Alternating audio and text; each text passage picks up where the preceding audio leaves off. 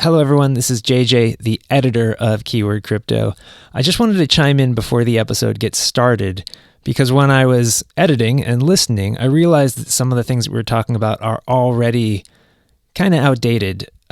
Things are moving so quickly in crypto that the projects that we're talking about or that we refer to in this episode are not what we're seeing even today, and it was just about 2 days ago.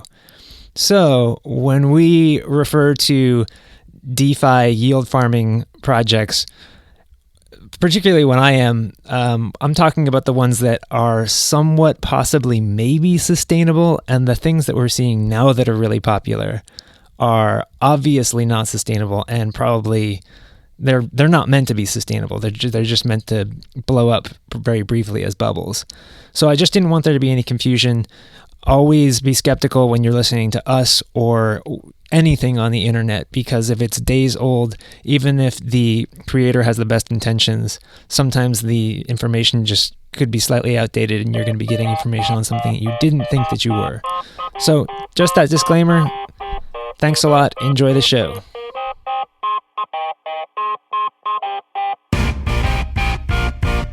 All right. Welcome, everybody, to Keyword Crypto. Welcome to the show. We should say something about the show. Since there's new people coming into crypto, we should introduce who we are and why we do this thing.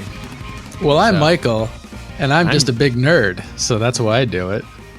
And I'm JJ, and I don't know. I don't know why. I don't really know why I do it. I mean, think about it this way. Like, if you come here looking for a podcast about crypto, that's what we are technically, but it's more like we're just two guys that like talking about crypto a lot that get together every week, and we talk about all the things we like and we don't like. Yeah. And it tends to be more things that we don't like than what we do. But right now is a weird time because crypto is kind of starting to get fun again. And for you, well, not for me. I mean, it's starting to get fun again in that there's more energy, there's more people talking about things, there's more new weird projects. I'm missing all the DeFi gains. Come on, I gotta get with it. We started this show in like the deepest depths of the hellish bear market, pretty much. Like the few months after like a total collapse of Bitcoin from the all-time high. So it was kind of like we slogged through the most uncomfortable time of crypto. And so now things are starting to pick back up, and it's weird. I mean, I would think there'd be a little bit more like sort of distrust, like people like not believe. I guess there are a lot of people that don't believe that we're in a bull market yet. I still don't believe we're in a bull market. To me, it definitely feels like we are. And that says a lot coming from me, because I always think we're in a bear market. But you texted me, you think we're going to drop. Oh, I think we're going to drop. I think we're going to have a nice 30 to 40% drop, and everyone's going to think it's the end. And I think then we're going to continue to keep going back up. But I don't think we're going to be going down to 2,000 again and ever again. I don't think we're going to be doing another 3,000 or 4,000 unless COVID, gives us another surprise or whatever. But I feel like now, for the last 2 years, everybody's been looking for a reason to say, oh, we're in a bull market. Oh, lightning is around the corner. There's new. You remember that? That's the greatest scam of all time. Lightning Network. Lightning is just a year away. It's going to save a year away. It's going to save everything. It's going to make Bitcoin usable. Or whatever. Like there was always like somebody talking about some project and how this is going to be the thing or whatever. There really wasn't that much. That's why it's a bear market. But now we've got a new phenomenon. Now we've got these new ways to make money. Like I remember Crypto Daily called crypto the Disneyland of money. And I was like, okay, it is kind of the Disneyland of money. Like if you like money and you like the way money works and you're into it like a money geek, it is kind of fun. Everyone's making their own money and that's kind of fun. Now everybody's got these money puzzles. Everyone's got a different money puzzle. So it's like, if you're interested in funny money games and scams and gambling and all that stuff, and gambling to me is just a game that you lose money on. Basically, that's what gambling is. It's just a game. Yeah. That's why people like Vegas. You're paying for the entertainment. Yeah, it's entertainment. I think that is one of the things you have to look at crypto. That's one of the things you have to see in crypto if you want to have a good time. Because if you're just looking to make money in this space, it sounds kind of miserable to me. I don't know. What do you think? Like, if you're just in here to like triple your money and that's it, like then you should buy Ethereum and then you should sit out. You should not follow Twitter. You should not read the news. Like nothing like that.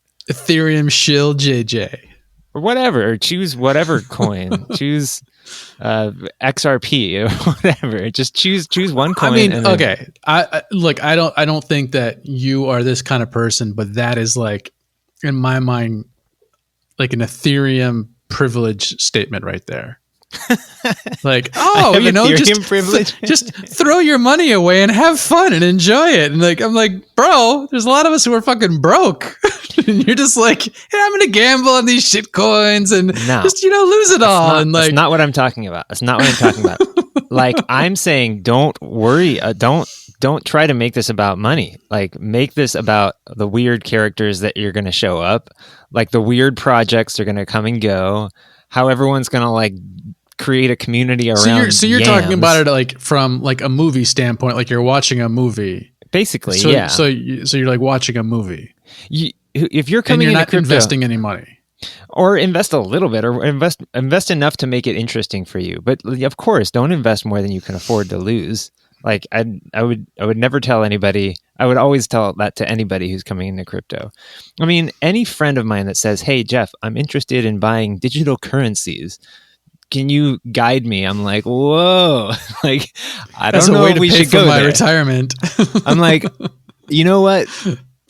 I wish there was somebody in 2016, 2017 who could have sat me down and said, "So you've decided to buy crypto," and like showed me the little pamphlet of like emotions and like and all the things, the stresses. And I wish I had that, but I didn't. I mean, seriously, we should make a Bitcoin TV show. Have you seen the after school special? No, it's called, what is it called? It's like Love Story or something like that. It's a Netflix. It used to be a BBC show, and then Netflix. I don't know if Netflix took it over or just bought the American rights to it. But it's this guy who gets chlamydia, and he has to go back and tell all of his past sexual partners, and that's the whole show. Each episode is him going to a different girl telling, "Hey, by the way, I have chlamydia and you should probably get tested."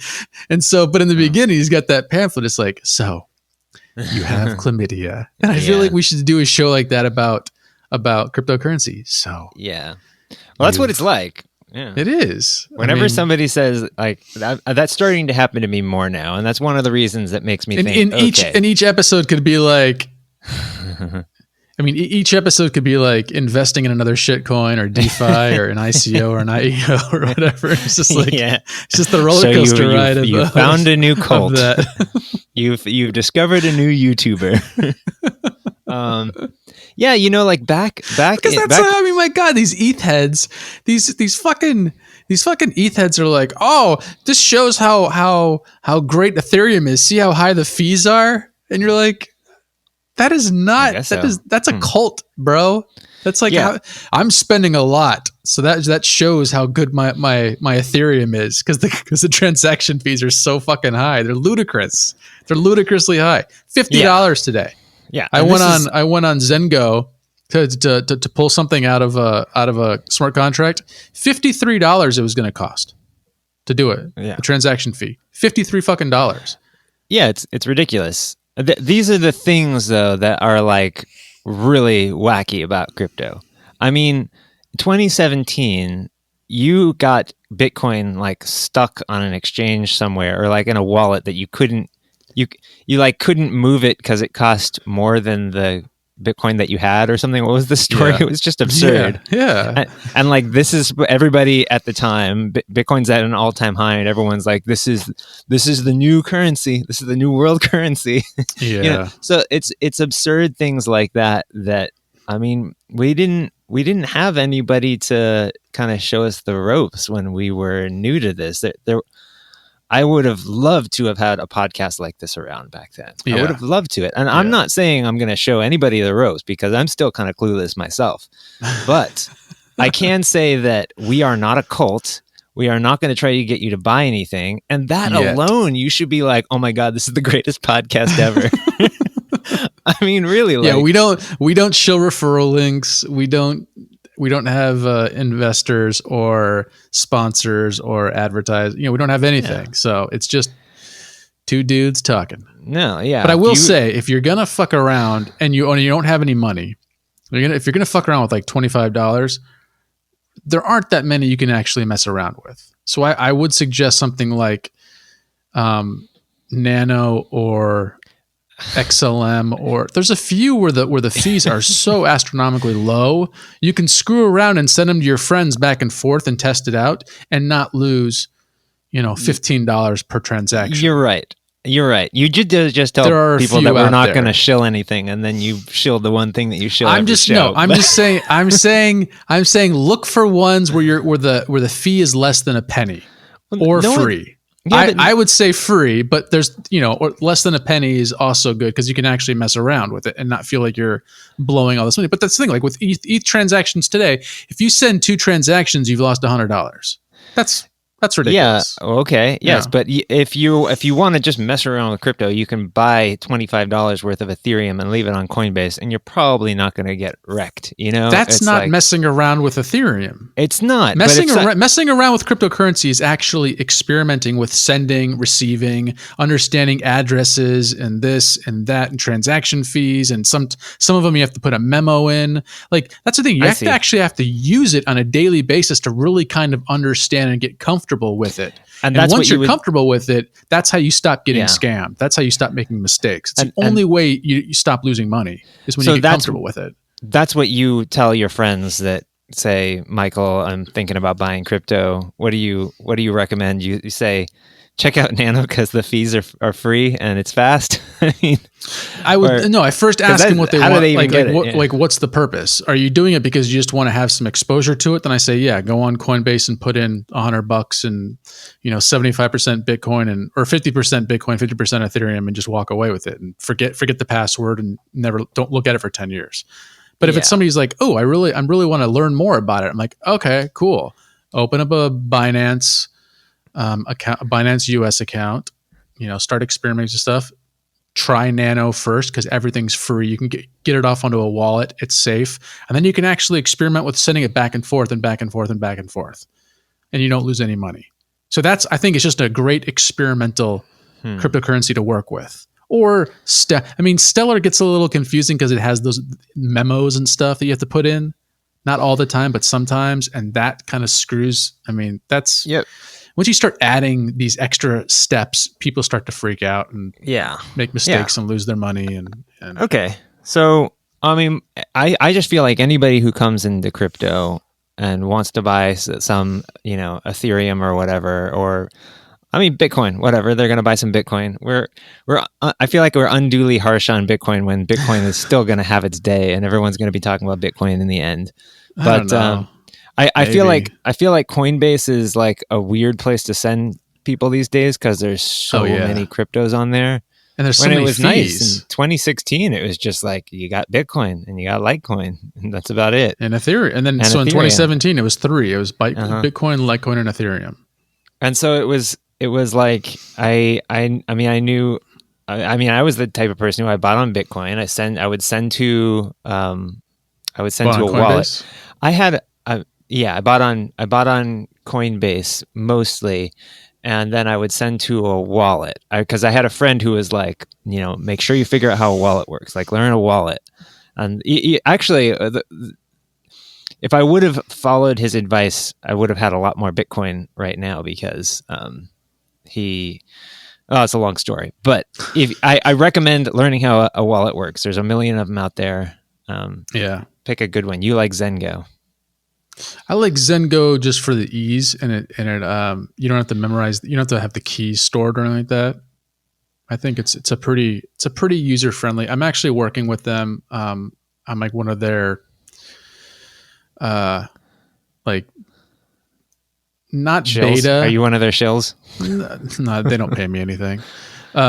But it's like, so after they beta test something, then they send it out to a few people to get their opinions. It's like, oh, You're a beta tester. and I record myself talking about it in the moment as cool. I'm going through it, just because they want people that they know will be honest, and so I did that for them last week, and they know that Keyword Crypto is honest. So yeah, Nuriel's a nice guy, and so anything we can help to build. So I mean, that's the thing that I think that's one thing I love about our show is we're here for the workers. We're here for the people who are actually building in the space. We want to support the people building in the space because we believe in cryptocurrency.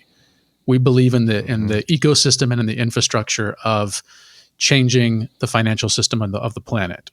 And that's what we, so that's why we try to have a lot of builders on the show, people actually building in the space, trying to make the space better and work faster and easier for more mass adoption. So, we like interviewing those kind of people because those kind of people are the ones who are going to be changing the world. And it's cool to talk to them now. Totally. Check out some of our other interviews with people building in the space. We've talked to some pretty awesome. I mean, we talked to Vitalik, some founders, Jackson Palmer, creator of Dogecoin, lots of people kind of working behind the scenes. People working on it to make second layer solutions on Ethereum or experts in privacy. And they are all, I mean, it's, if you want to, I'm sure there's YouTube videos on that feature experts on how things work. But if you just want more of a coffee shop talk type of thing, then check those out. I wanted to mention something. So last week I talked about the new paid group that I had joined. Trayon James. Did you lose all your money? Patreon group. No, I wanted to say what I told you during the week, which is I want to see what the next wave of kind of BitConnect users are going to be like.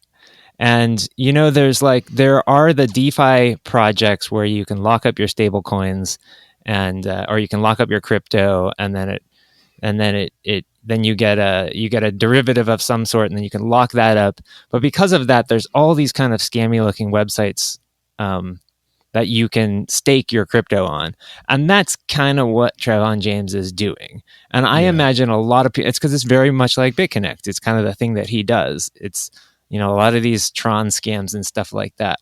I wanted to make very clear that I'm not supporting his website, or I'm not his thing, his YouTube channel or whatever. You're not shilling Trayon James. I am not. And I actually, as I watched a few more of his videos, I realized kind of what I thought he was doing, which is kind of what all these marketers do. And I mean, I hate to point him out, but he's really good at what he does, is kind of make people feel like they can trust him. Like, because he's never actually done anything. He's never actually scammed anyone. All he did was, promote something that was a scam. And that's what he does. That's what his YouTube channel is about.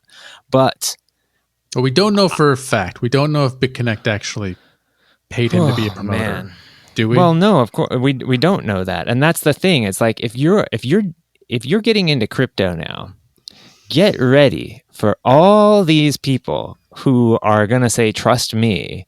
And like, just, oh man, like it's worse than you think it is, because we actually did an episode that had a kind of goofy title. It said like 10 crypto scammers now legitimized or something like that, like top 10 crypto scammers. And that's the thing, is that people who have a history of being con artists come into crypto and somehow reinvent themselves.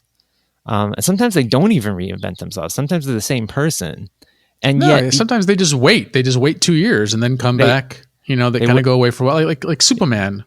Superman did that. He just kind of disappears for a little bit and then comes back. and people just start following him again. And Superman's another good example. If you don't know who that is, he was a YouTuber who promoted ICOs on YouTube. And I'm sure he didn't think he was doing anything wrong. But basically, he absolutely knew he was doing something wrong. The dude's a fucking con artist. Well, I mean, like, so is Ian Bellina. Both those two guys, they're both English guys, and they were at the same exact time, and they both kind of exit scammed at the same exact time. Well, they knew what they were doing. What did they actually exit scam? To me, it was just like, oh, they were getting paid to promote ICOs, and that's really their only scam. It's not like people were sending them money, right? Or did they? No, yeah. I mean, people weren't sending them, but they were shilling these ICOs without like letting anybody know that they were on the ground floor, pumping them, and then dumping them, and then dumping them and exiting. Right. And and Ian Bellina to try to save face when it started to come out, he's like, "Oh, I had my wallet hacked. That's why I had lost all my money, or that's why I'm not doing it anymore." Because I had on my wallet hacked. Trayon James did the same thing.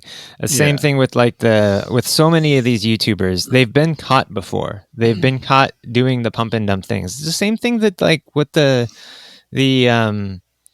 what's his name? The guy in the 90s played by Leonardo DiCaprio. What's his name? Jordan. Wolf of Wall Street. Wolf of Wall Street. I mean, he was doing the exact same thing. He was just pumping up penny stocks. And so all these people on YouTube, because they can get away with it, they will shill these projects, and it's really easy to do with Uniswap now. And we saw with TikTokers with Doge. Hey, Doge is super cheap, and you can get it on. Can you get it on Robinhood? Was that one where they're doing you can. it? Yeah, they're like, let's pump it up to 2 cents, and we'll all become millionaires. And it's just like, okay, well, that's kind of called a pump and dump, guys. You come into crypto, and then everybody wants you to join their cult. Everybody wants you to join their think tank, thought leading, the group that they thought lead. Everybody wants crypto that. Think tank. Crypto thought lead. Crypto, yeah. No, think tanks are real things. I know they are. Which is like the crypto version of it. But I don't know. I mean, most think tanks are fucking bullshit anyway. So it's just like that's why it's so perfect for crypto. So yeah, and then you'll see these, and like we've had Richard Hart on this show, a guy who has been basically. He's been criticized for not conning, but being a marketer. He's a marketer, and but the difference between a marketer and a con artist is probably pretty small in a lot of cases. And I mean, an internet marketer, like we see in crypto.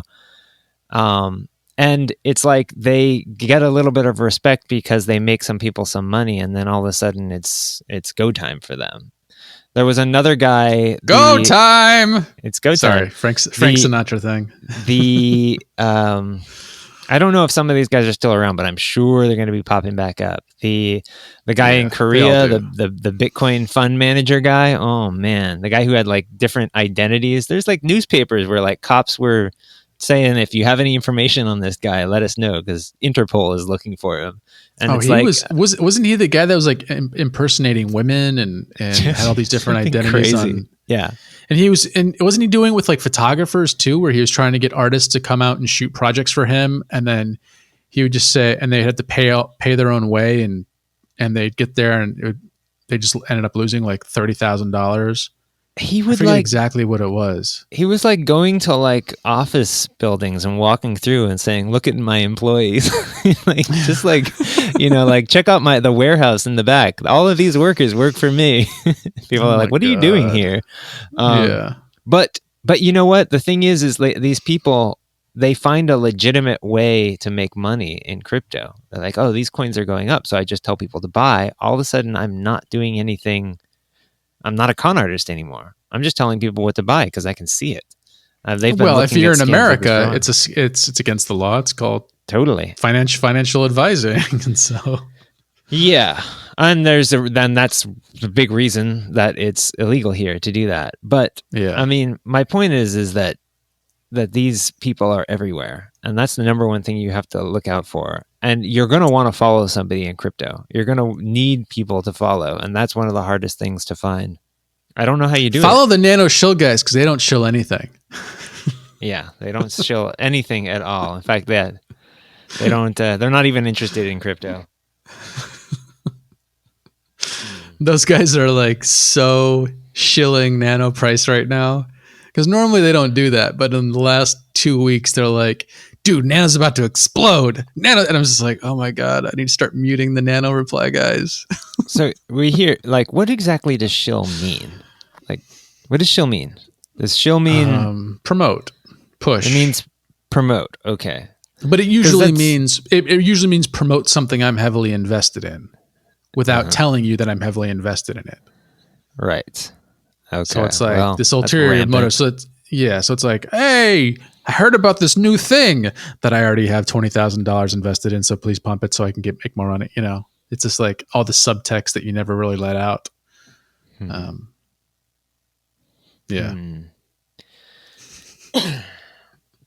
Well, yeah, that's basically crypto, all of crypto. I mean, everybody's shilling something, and we're invested in a podcast right now, and we're telling you to listen to us. Thank you for listening to Keyword Crypto, by the way, with Michael and JJ. I mean, we tell people who are already listening to listen to us, so we do absolutely zero promotion for this show. We are the worst podcast hosts on the face of the planet when it comes to actually marketing our podcast. We're doing a different thing. Like, screw everyone else. We're trying to keep it old school. We're trying to keep it. We're trying to keep the street cred. We're not trying not to sell out. Well, we're doing our thing. What are some other reasons that people would want to listen to the show, though? I mean, maybe because they're masochists and they like listening to episodes of me talking really, really slowly. I mean, maybe because crypto is so full of people who are libertarians or have capitalist dreams or whatever, and we take a different approach to how to solve problems. I think that's probably a reason that we're a little bit different than other podcasts in this space. I mean, we're for the left. We're for the little guy. We're for the working man and the working woman. A more progressive podcast for sure, and that's actually very hard to find in crypto. Yeah. So if that's something that appeals to you, then you should tell your friends, tell your mom and dad, subscribe, tell your girlfriend, tell your boyfriend, click the bell, tell your dog. Yeah, because you're not going to find that very many other places, and if you do, let us know because it's hard. Because we're going to go kill those guys so we can own the market. Yeah, because we're capitalist, cutthroat capitalist, secretly shilling capitalism, pushing a leftist agenda just to make money. We are so not capitalist that we have spent so much time trying to figure out how to make this podcast make money, and every single time we're like, but that would make it suck. Like, seriously, like every time we thought about like how we could get our listeners to pay us or get endorsement deals, it's like that means so we're just gonna keep talking. No, and I feel like we have donation links on Twitter and a Patreon, and you can donate through Anchor. I think that's good enough. If you like the show and you want to kick us a few bucks to help pay for coffee and JJ's lap dances, that's perfect. You know, that's what will get us through the night. It's not. I mean, my point is that's not a business model. That's just like a way you can support the show and say, "Hey, you're doing a good job. Thank you." And it doesn't really actually support the show. It just lets us know we're doing a good job, and then we can buy coffee that day. That's about it. You know? Yeah. Or we can buy some more Nano. We're using all these free services because we don't have any money. Yeah. we're two artists. We're literally broke-ass artists. We're building our own services because we can't afford to subscribe to any. Literally. Holy crap. Oh my God. Nothing works, so we have to build it. Yeah.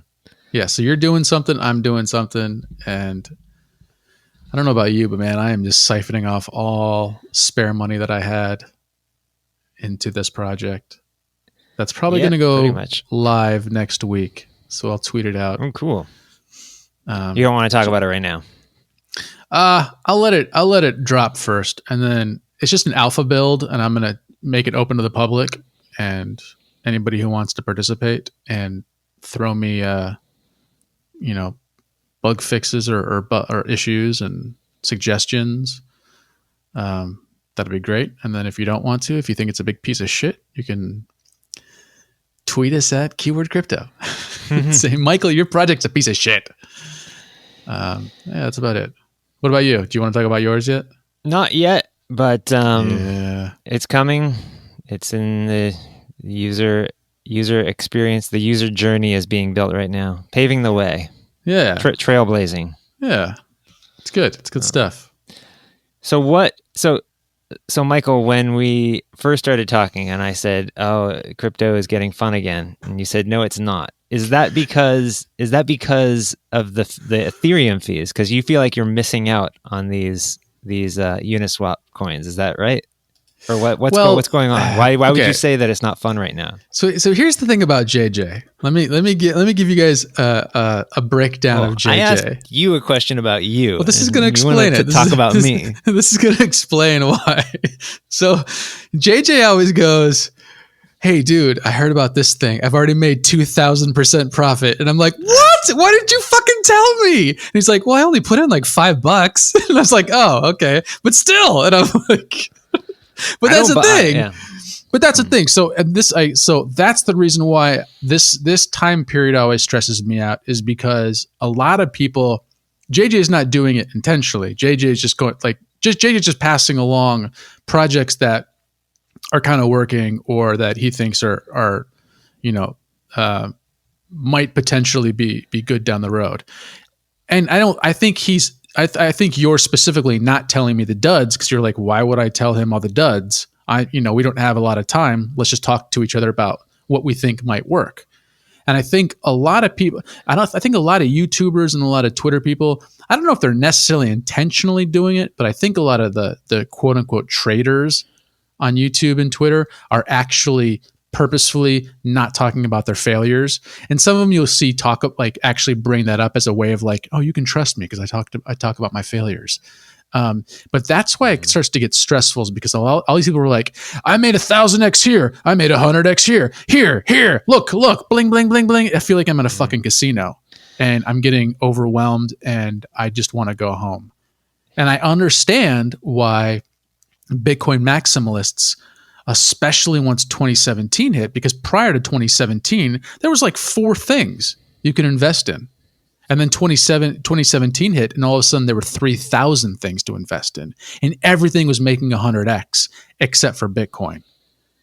And then Bitcoin finally did a 10x, but still 10x compared to 100x or 1,000x. Like some of these ICOs were fucking crazy.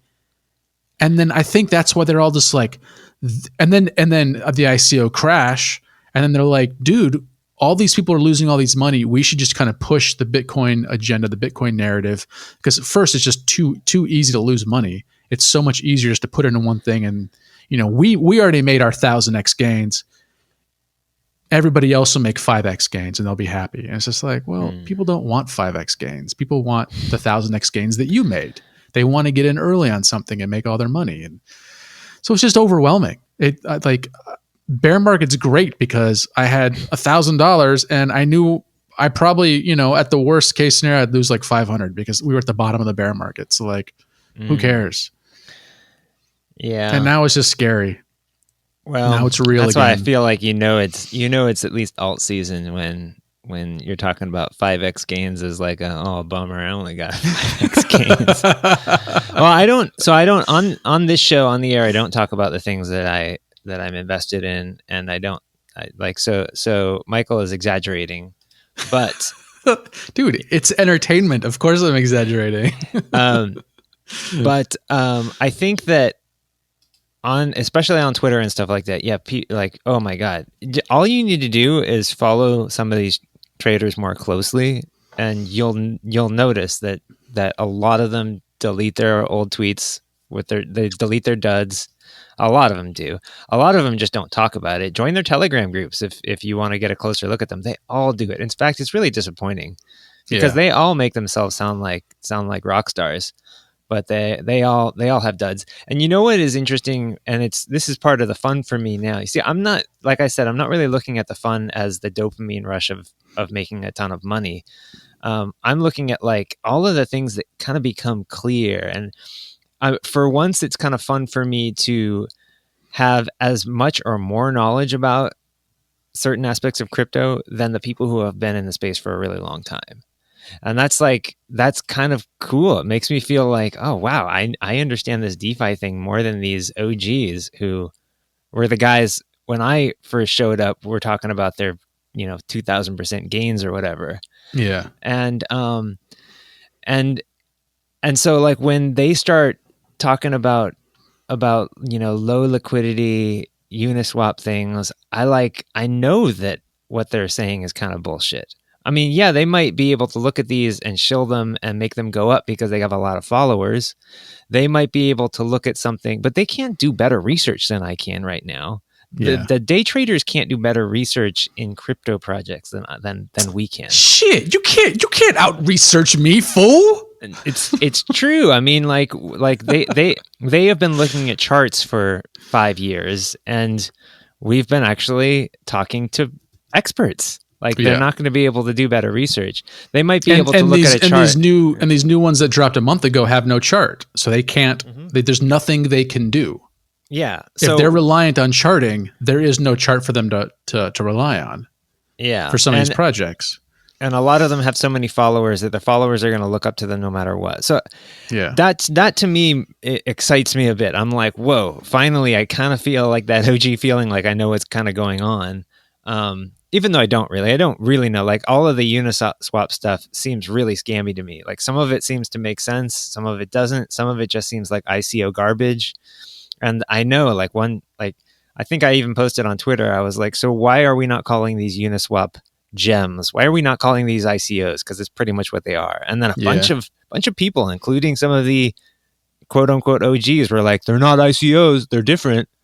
They're different than ICOs. It's not, they're not smart contracts. And it's like, yeah, technically they're not pump and dumps. The reason that they're the same as ICOs to me is that anybody can make up a smart contract and make up a website and say this is an ICO or this is something that's on Uniswap. There's no real difference. Anybody can do that.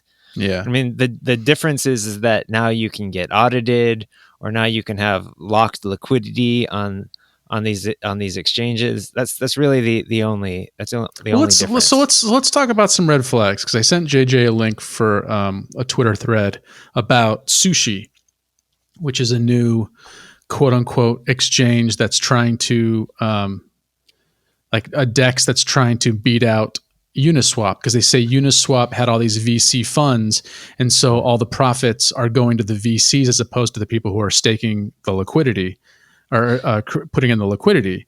And I'm like, okay, well that actually does make sense, because like Celsius and Nexo kind of do that, where I mean they have obviously VC funds, but like the reason why they're giving you higher return rates than on a bank is because they're cutting out the middleman and allowing you directly to be the lender. Hold on, I want to slow down for a second, because I know there's some people listening that are kind of new to crypto. So like part of DeFi is a decentralized exchange. It's like that we're taking financial services like an exchange, and now they run on the blockchain. Well, so, and when we say decentralized exchange, we mean centralized exchange that runs on a blockchain. It's right. It's completely centralized. It's totally centralized. There's one developer. Nobody has audited that person, and any change they make they can exit scam and just take everything. It is the most it's more centralized than actually Binance and banks. It's the most centralized thing you could possibly imagine. It's the most dangerous thing you could possibly put your money into. So let's just be clear when we say quote unquote decentralized. Anytime we say decentralized, make sure you put big air quotes around it in your head. Yeah. I mean, I don't know enough about the audit process that a lot of these things go through, but a lot of them, mean like none of them? I don't know. I have no idea. I don't know. I haven't done that research, basically. But what we're going to see within the next 6 months is a billion of these decentralized, quote unquote, decentralized exchanges. And each one is going to, basically, I mean, if you remember ICOs and you thought those were crazy, and you're having fun, following people on Twitter for quote unquote Uniswap gems, just get ready, because I saw Trayon James shilling the Tron gems. Like it's gonna get insane. It's gonna get crazy. Like There's the Ethereum ones. There's going to be all the other smart contract platform ones. Yeah. So anyway, what you were, I didn't mean to interrupt and back up too much. And not to talk too much shit. So Yearn, the YFI token, Yearn, that apparently has been audited by a few small things. But like, that's just it. We don't know if they just paid somebody $10,000. Like, hey, say you audited this and let's move on with our lives and make them. Like, we don't know. Yeah, like always be skeptical. ABS, always be skeptical. So this Sushi guy, he claims, well, VC people are funding Uniswap and they're getting the bulk of the gains. So let's do it ourselves, and we'll get 100% of the gains. The people who get in earliest will get the majority of the gains.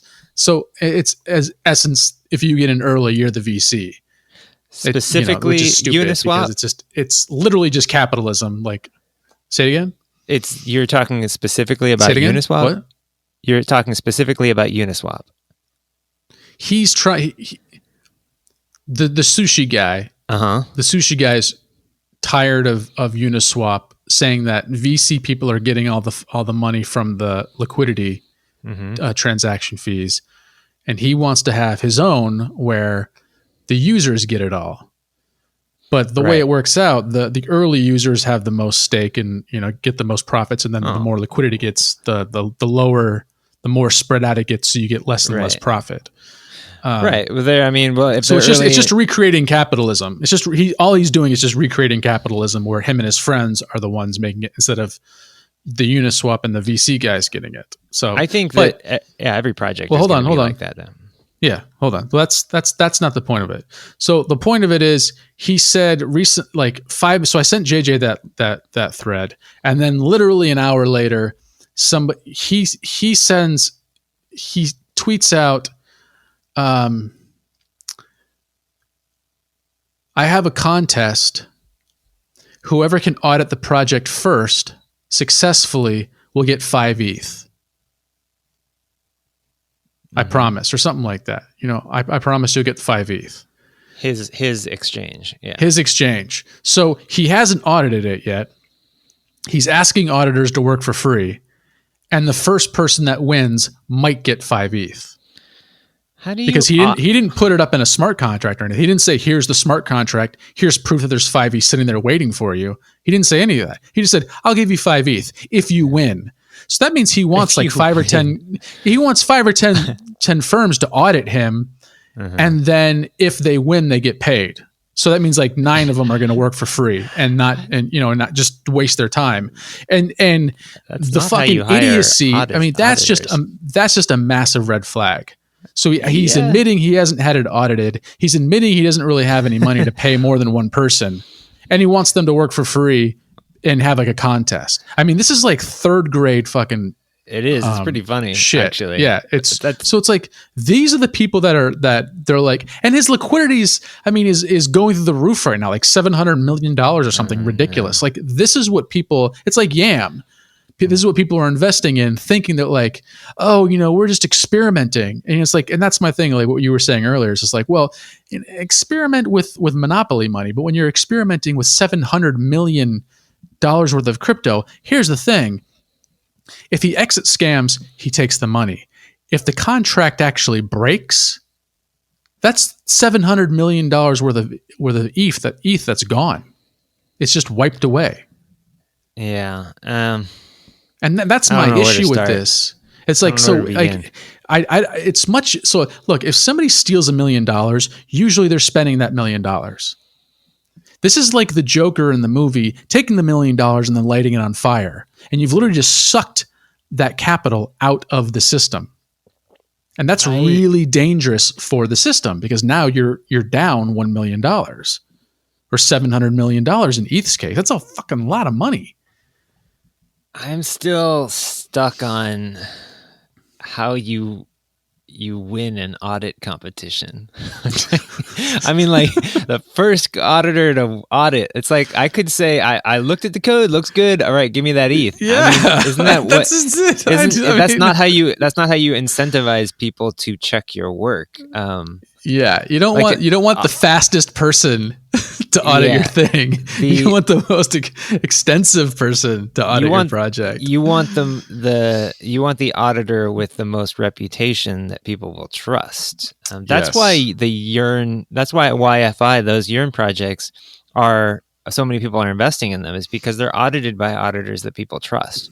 Yeah. So that's a red flag, but that's fucking crypto right now, man. That's the Wild West of crypto, and we have these 4-year cycles, and we're just. I told you last week. Next cycle, like Trayon James gets excited when he finds a Uniswap token that doesn't have a logo yet. It's like, oh, it doesn't have a logo yet. That means we're early.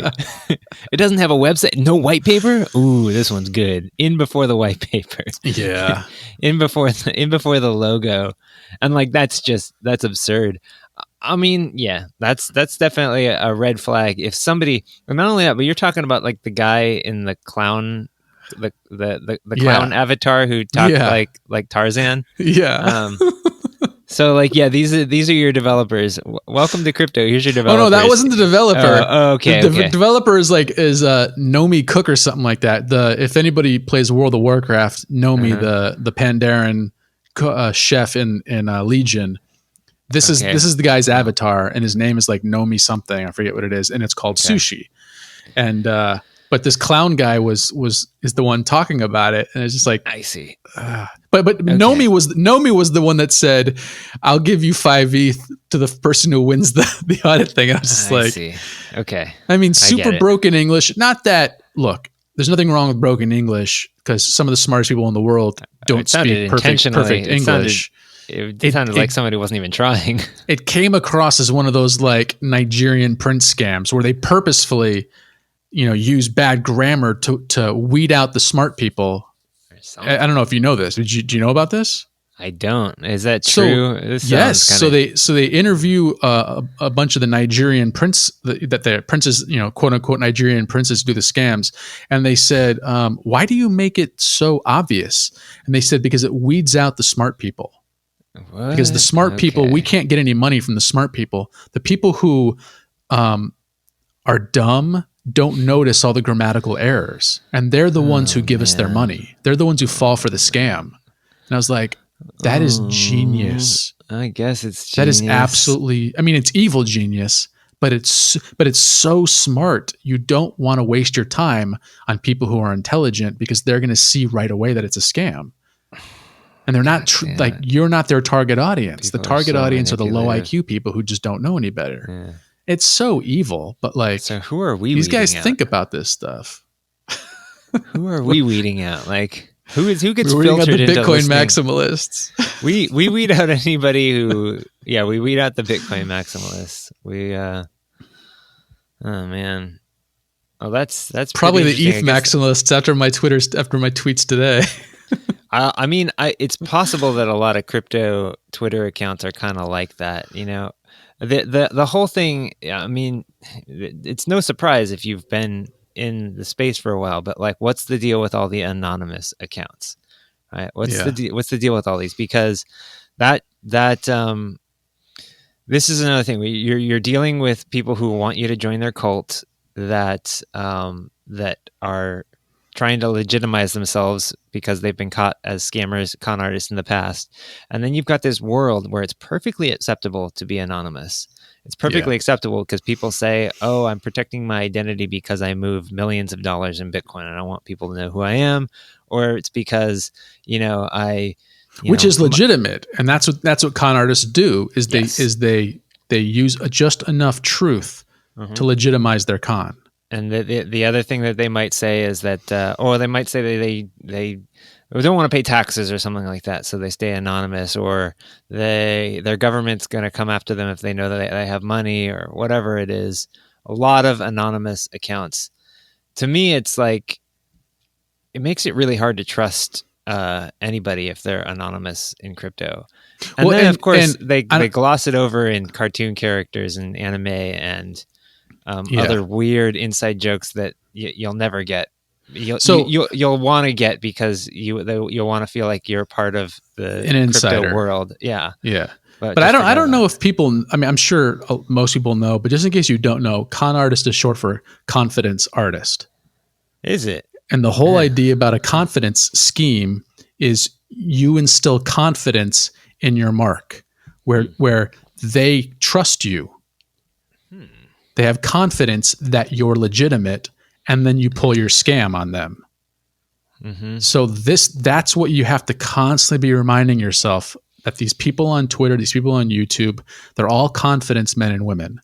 They are trying to exude, they're trying to get you to trust them, and they're saying just enough true things. Like if 50% of the things they're saying are true, they're doing that because they want you to believe them and trust in them. And the other 50% of the things they say are complete shit. And that's how they're getting you, if they ask you for money, if they tell you to invest in something very specific, if they, anytime they're trying to get you to part with your money, you should be skeptical. Yeah. Oh, you should be skeptical of us because we're telling Yeah. you, oh, be careful of scammers. You can trust us. Well, so I guess I want to talk about, and I want to ask you.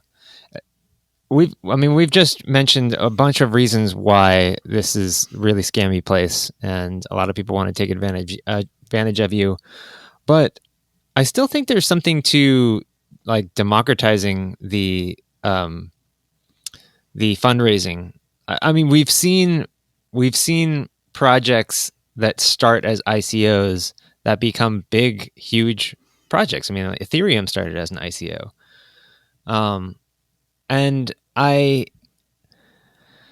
I'm wondering, like, have we really gone too far? How do we make sure that that's I don't know. How do we protect the integrity of what crypto is trying to do while um, making sure people are aware of scams? I mean, I think a solid thing to do is go on CoinGecko. I'd say stop using CoinMarketCap because Binance bought it and the oracles are all screwed up now and no one trusts it. And so I wouldn't get any information from CoinMarketCap anymore. CoinGecko seems to be the place where most people are moving to. And that could just be another scam. Who knows? But Coin Paprika. You got to triangulate, sort of.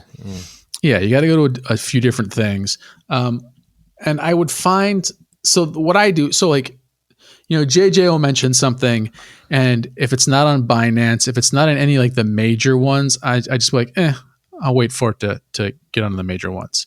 If it's not in the top 100, I'd be like, okay, maybe I'll put like $25 in, Okay. and just like, but I mean, to legitimize stuff, I feel like at a certain point, if it can make it into the top 50, if it started off like at 400 or 500, and I feel like it's matured enough to make it to the top 50, and then it's matured enough to be on multiple big exchanges like Coinbase Pro, Binance US, like just major exchanges. I feel like at that point, enough people have done enough research and audited it that it may not be useful. It may still be gambling, but it's passed most of the tests. So I feel like at that point, I feel somewhat secure doing more research about it. Yeah. Well, that's a really good answer.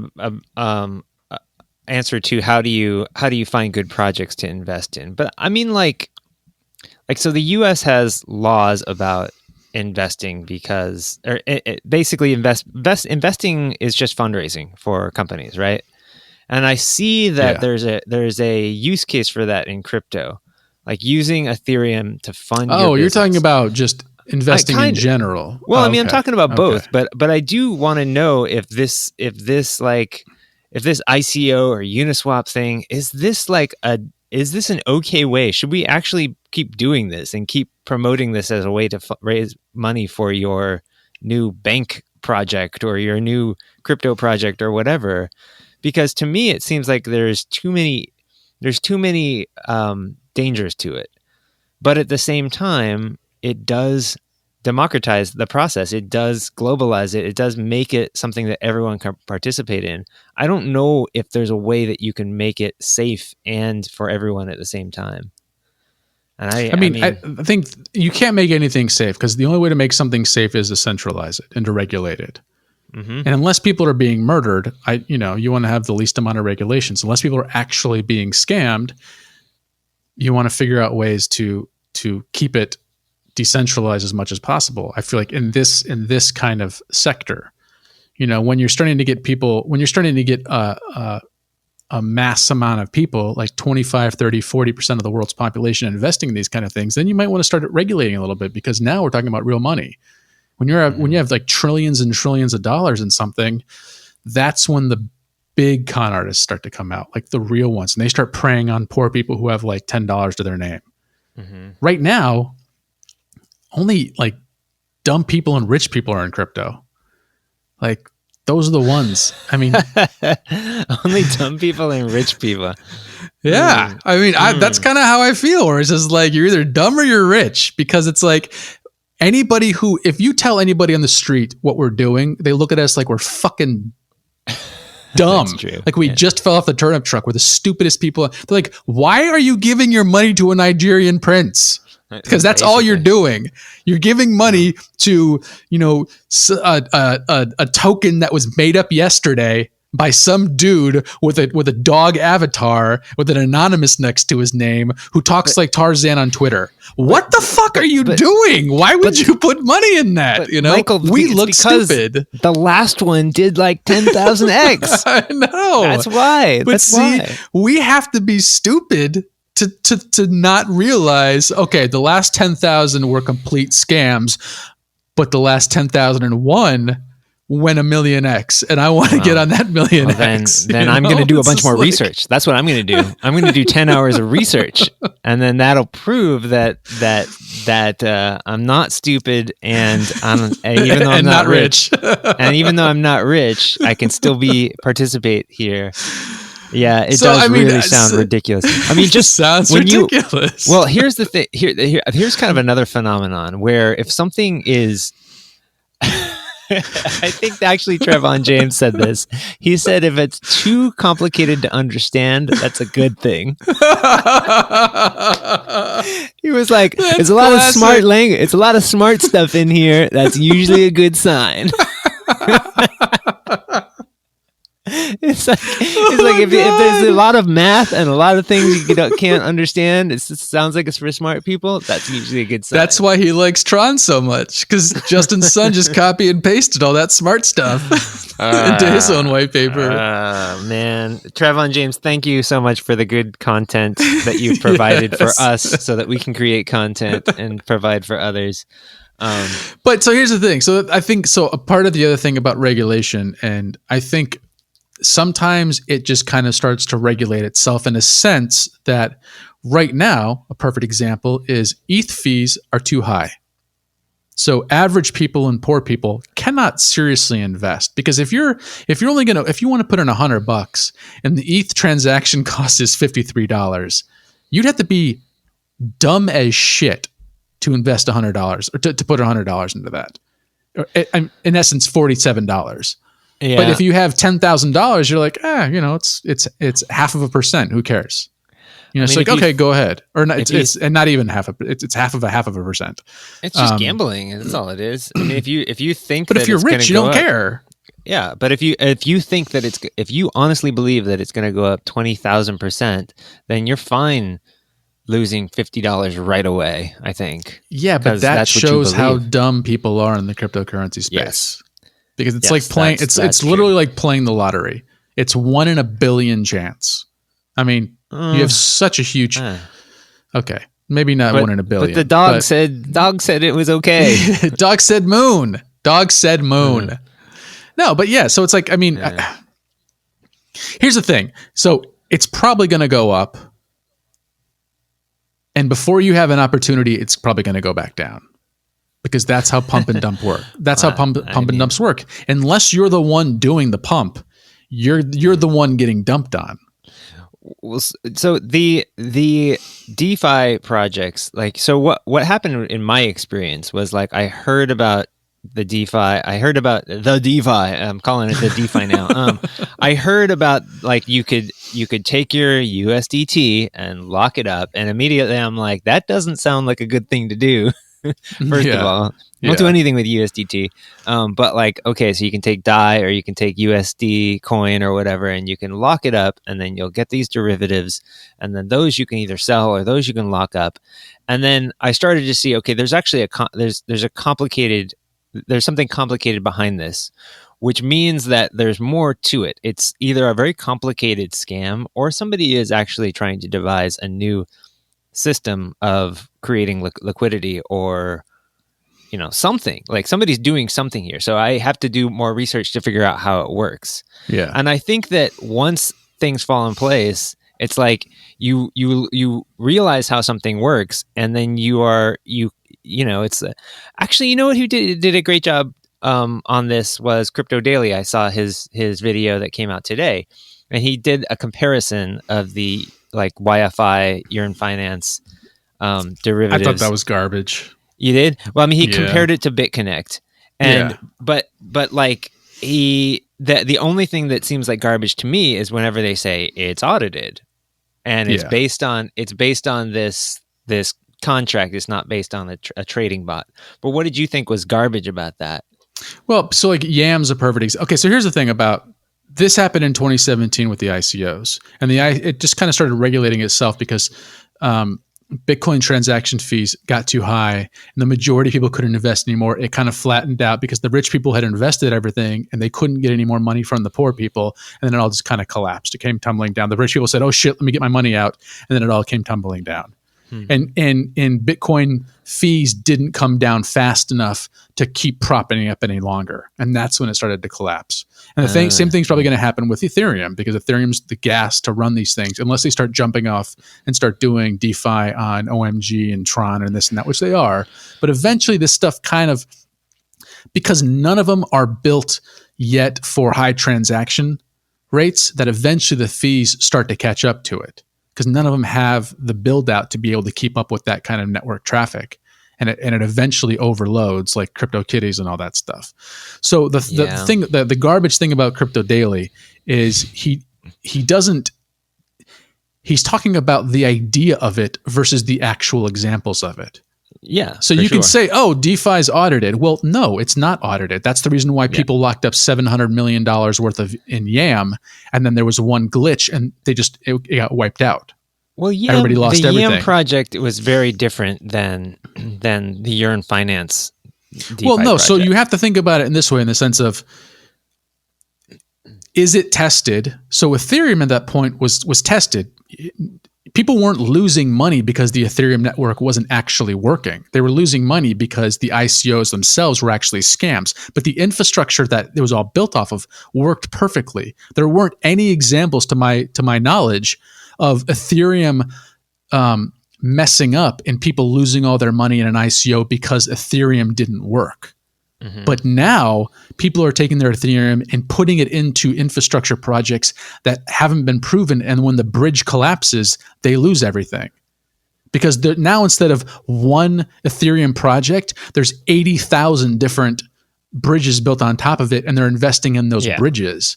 And those bridges, it's impossible to have 10 auditors, because there's only like 5 to 10 quality auditors audit like 50,000 projects. Versus just auditing Ethereum, which was the core foundation for the ICOs in 2017. That's why I think he's just not. I love Crypto Daily, but like I would never get any real information from him in that sense, because he is. Yeah, what you're saying is that when you are gambling on these DeFi lock up your crypto sites, you're gambling that the value of the native token is going to go up, right? Yeah. That's what you think. And you are also gambling that the contract is going to stay secure. Yeah. That there's no bugs in the code, which is, if you think there's no bugs in the code, I have some ice to sell you in Antarctica. So, because seriously, there has never been a project ever in the history of mankind that was bug free. Yeah, ever. Bitcoin had a really big bug not very long ago. So Bitcoin's had hundreds of them. So I just want you to know that if you're doing this and you if you're looking at YFI or whatever as a success, it did this, and like what you are risking is you're risking losing everything because the contract could fail. There you go. That's it. That's if you deal with YFI on the YFI DEX. Mm-hmm. But if you're just buying it on Binance and you're trading it on Binance, it's just like any other stock or like gambling thing. You're just banking on, is somebody going to buy it for more than I bought it for? So here's the thing that I don't understand. Okay, so you can lock up your stable coins, your DAI or whatever, and then you can make a whopping 80%. Yeah, it's ridiculous. APR. And this is why the OGs are like, what? Like, wait a minute. Yeah. So I can buy the token and get a 10x out of it, or I can lock all my tether up and make... I'm missing something there, because why is that a great deal? That's not what the appeal of crypto is. Is it just that it's one more way that you can make money? I don't know anybody who is really excited about the idea of getting a 2x. I mean, I think the reason why it's 98% APY right now is because Ethereum fees are $50 a transaction. Right.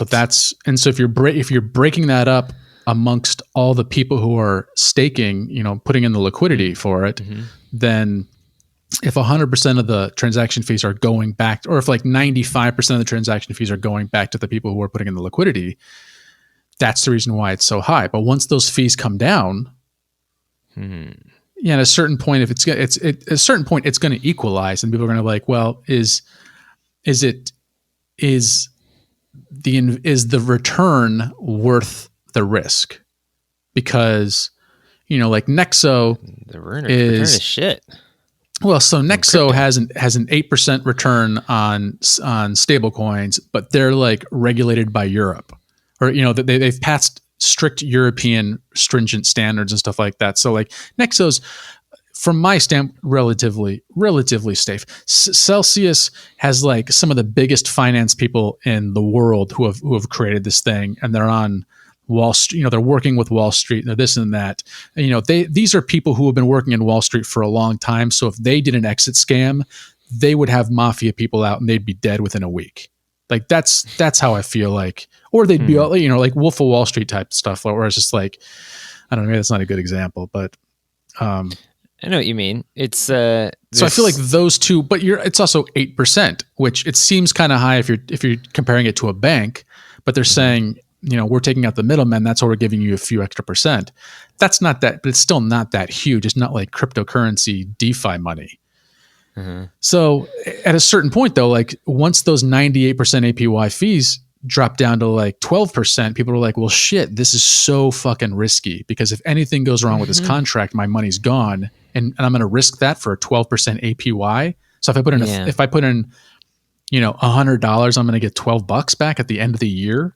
That's not fucking worth it. Yeah, it doesn't really make sense to me. Like, but Carter Thomas tweeted out today. He's like, if you're not seeing how much potential the DeFi ecosystem, or the ecosystem DeFi space right now is, like, I can't imagine it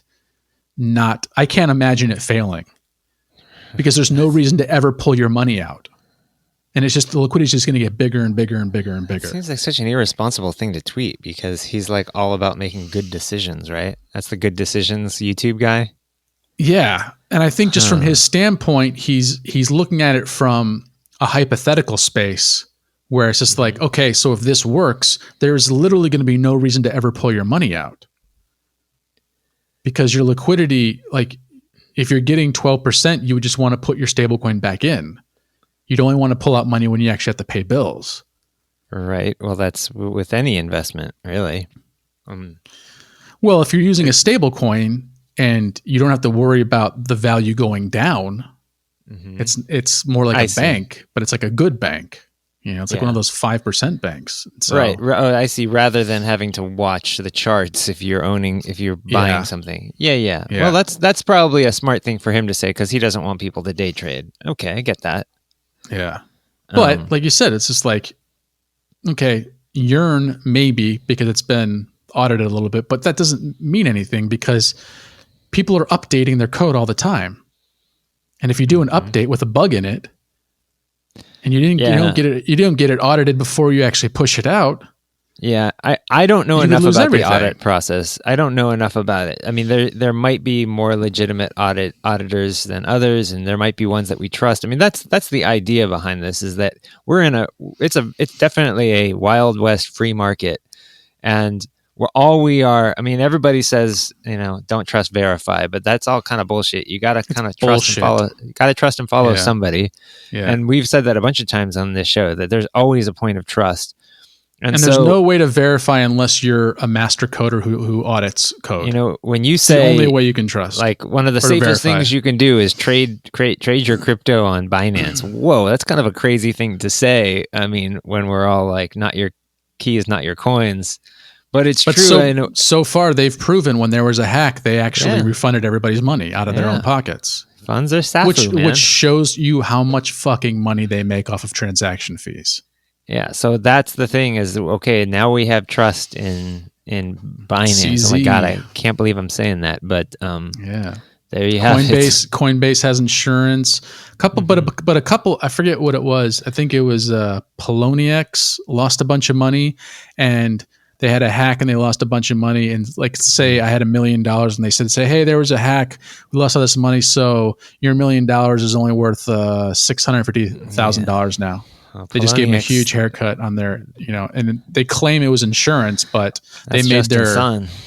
That's what it is now. Right but this is before. This is before Justin. Yeah. No, I mean the exchanges. You got to trust the exchanges, but at least the exchanges have more. They have. But this is Poloniex. Poloniex was one of the biggest ones, and they just screwed over all their. I think that's when they started to go downhill because people were like, "Wait a minute, like there literally is no security. You claim you had insurance, and I only got 65% of my money back." Yeah. Well, let's be very clear that you should not leave your crypto on exchanges if you don't want to take that risk. That's a big risk. The exchanges might be more. They might be safer now than they were 2 years ago, 3 years ago, 4 years ago. But still, there's a bunch of reasons why you wouldn't want to leave your money on exchange, and it's not just because they could get hacked. It's also because regulators could come in and say that you can't access your money anymore. It could be they scam. A bunch of exchanges are still really scammy. I mean, look at TradeOgre. I mean, they could be hacked or they could just be scammers. So if you look at BitGrail, there was a mistake and then he tried to scam everybody. That's what happened with Mt. Gox. They knew there was a bug and they lost all this money, and then he just tried to like pretend it wasn't missing and try to make up the funds, and it didn't happen, and everybody lost everything. And that shit's been going on for 5 years. There's people who still to this day don't have all their Bitcoin 5 years later. So it's better to learn how to use a hardware wallet and or spread it out on like 10 different exchanges. If you feel more comfortable having it on exchanges, sounds crazy. Put it on 10 different exchanges. Well, it's just like that's the thing. I mean, what about that guy just now who had 1,700 Bitcoin on a hard wallet, and he plugged it into not Exodus, an Electrum wallet, and it said you need to update, and he updated a scam and he lost 1,700 Bitcoin. This happened 2 days ago. Really? 1,700 Bitcoin. What? And he had it on a hard wallet, or a paper wallet, or whatever it was. But it was because he downloaded a faulty version, a hacked version of Electrum.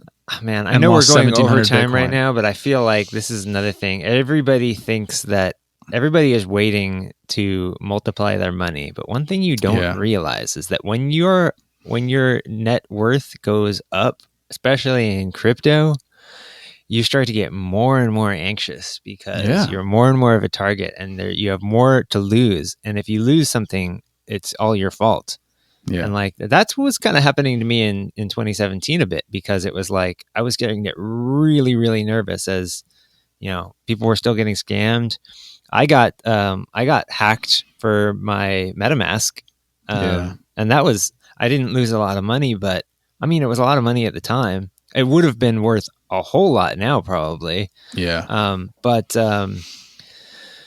like, I mean, and I didn't even see it coming. I was just using it as normal, and it turns out there was, I think that because it's a Chrome extension, you can have certain malicious websites that are open that know when you're using it. They can tell that you're using, because that's the way it works. It's like it connects they to, fixed it now. Yeah. So if you go to a random site by accident, on MetaMask it says, "Do you want to connect to this website?" And you have to click, "Yes, I want to connect to this scammy website." So like, they're doing everything they possibly can to make sure that what happened to you doesn't happen to people again in the future. My point is that when you are making a lot of money, it's like all of a sudden you've seen your net worth go up 5 times or whatever. You got to beef up your security. Yeah. And like, that's like, and every time you make a transaction, you've got to worry about whether it might get lost in the blockchain. So far, that's never happened to me, but I've heard of it happening, and that's really nerve wracking when you're sending $10,000 or whatever. Yeah. There's that. There's the fees that you got to pay. There's the fact that you might, type in a 1-digit too few or whatever, and then dealing with exchanges, and then that. I did that. Okay. Perfect example. I did that. There's those times that you like, where you send a Bitcoin transaction. I hope you never have to send a Bitcoin transaction, but if you do, and it takes like 10 hours, and you're like, oh shit, I guess it's gone. And you go through the whole range of emotions. Yeah, the whole range of emotions of losing all your money. So when I was adding the donation addresses to our episodes, I went through 57 episodes until I realized I left one letter off the Nano address. And Nano people have been our biggest supporters, because they're glad for people to talk about it. And I talk shit about it. I have a lot of questions about it. And that's what I love about the Nano community, is even today, 2 of the biggest Nano shills are like, we would love to have so-and-so on to tear this thing apart. We would love to have Eric come on, go on your show and rip Nano apart, because that's what we want. We want to know where the faults are. That's because they're very, like, that's why I like the community. They're smart. They're looking for the bugs. They don't have hopium. They want this shit to be fucking rock solid. But I went through 57 episodes and realized, oh shit, I left out one letter. That's how easy it is. I've been in the space for 4 years. I had to go back through 57 fucking episodes and add that one letter for the address to make sure it was perfect. Man. So that's like, it's very, very easy to make a small mistake. And if I had left that on and a bunch of people had donated like $20 to us, that's all gone. And I got a new phone recently, and I'm like, even trying to deal with the 2FA shit is like, oh man, this is a nightmare. Because people say you should use Authy because you can use it across several different devices. I don't want to use my 2FA across multiple devices. I want it on one device, and I want to know where that device is all the time. And people say, oh, you should have it on a separate phone that's not connected to the internet. Well, it's like, well, then am I going to just carry around this, or do I have to put it in a safety deposit box, or go buy an iPod or something like that and keep the Wi-Fi off, or put it on airplane mode? But then what do I do with that iPod? Do I lock it into a safe somewhere? Like that if somebody breaks into my house and it's there in the house or whatever, I don't keep it in my house. I'll keep it on me. But like that, all of these things you have to worry about. It's like, shit, all of a sudden I have 2 devices that I have to worry about. They should have 3FA or something. Yeah. Well, I mean, first off, if you're thinking about that, don't ever have your 2FA have anything to do with biometrics. Ever. Don't have it be your thumbprint. Don't have it be your Face ID. Don't have it to be any of that stuff. No, of course not. It's not. Of course not. It's not common knowledge. People just think like, oh, why wouldn't I? It's my thumbprint. Well, the first thing a person does, they put the gun to your head and put your thumb on the phone. And now, if granted, there's the joke. There's the XKCY or KCD or whatever the nerd comic strip, which is fucking amazing. They say like these 2 guys, these 2 masterminds come up with like they spend like a year coming up with the perfect idea to steal someone's password, and then the fucking dumbass mobster walks in and says, "Here's a $5 wrench. I'm going to hit you in the head with it if you don't give me your fucking password." You know, he comes up with that in 3 seconds. It's like the Russians in space. The Americans spent $1 billion trying to come up with a pen that has where the ink works in 0 G gravity, and the Russians were like, "Let's just use a pencil." Mm-hmm. You know, so it's just like sometimes you spend all this time worrying about the most amazing smart hack when it's the stupidest, easiest hack that's the one that makes you lose all your money. Yeah, so totally. You just gotta like constantly be aware of just like every single loophole. Yeah, they need to have like a PIN code you can enter in your phone that unlocks your phone, unlocks everything, but also calls the police. They need something like that. Like, that'd be cool. Tells the police that you're in danger and that you're kidnapped, but also makes it look like you just gave them what they wanted. That's a great idea. All right. I guess that's it. We went way over an hour and 20 minutes, but or something like that. Hour and 30 minutes. But that's okay because we don't care. We're having fun. And talking about crypto. That's what we're not beholden to anybody. No. We don't have a manager saying you got to keep it under 1 hour. And so if you listened, I appreciate it. Well, you did listen. You're listening now. Of course you listened. If you listen. Yes. And if you fell asleep, wake up. Wake up. Wake up. Okay. Wake up. We need to say goodbye, and then we'll lullaby you to sleep. All right, everybody. Is there anything else we got to talk about? Follow us on Twitter. Dude. At Keyword Crypto. Let's wrap it up. Okay. Just checking. Because we have a habit of being like, oh yeah, and there's this one last thing. No, this is good. This is a good place. Okay. This is a good place. All right, everybody. At Keyword Crypto. Bye, everyone. Bye.